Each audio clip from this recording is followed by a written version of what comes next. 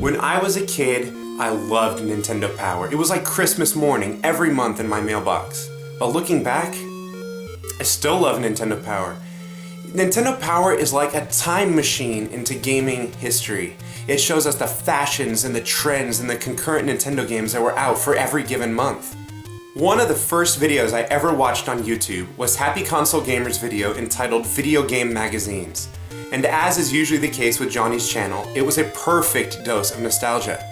I looked further and I saw AVGN's Nintendo Power episode and was blown away. But I had a question. Why wasn't there more videos about gaming magazines?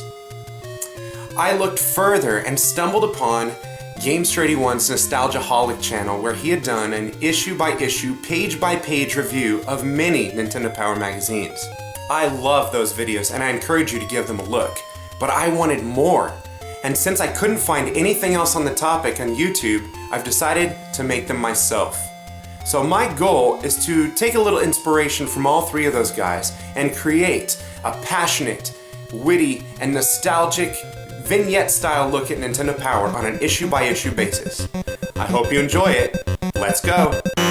Flipping through an issue of Nintendo Power is like traveling through time. Nintendo's fascinating, nostalgic, and sometimes hilarious past is captured forever on its pages. Journey with me through time to discover Nintendo's history.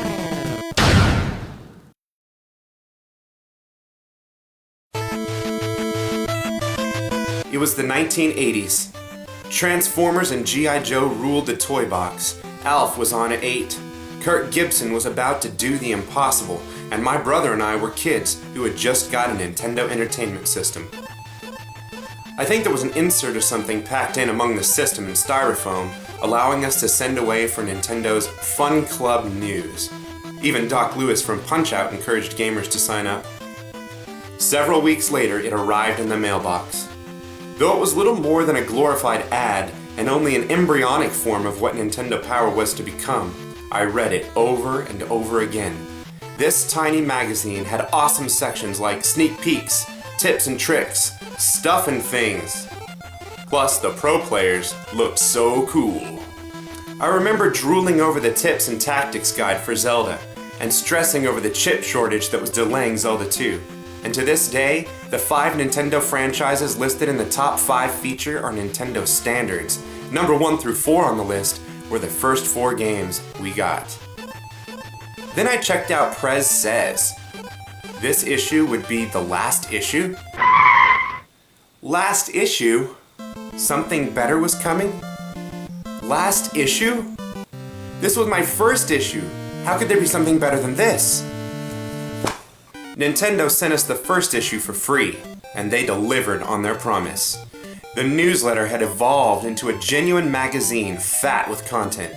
Game coverage was robust, previews tempting. The classified information section was actually useful.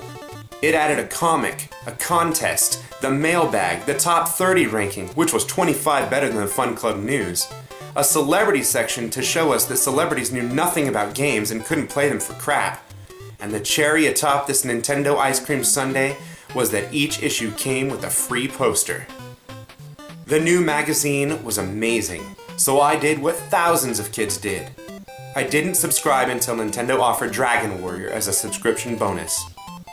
Well, this was just an intro of sorts and a brief look at some of my Nintendo Power memories. The next episode will be the first real episode, and it's going to be all about issue number 1. Until then, thanks for watching.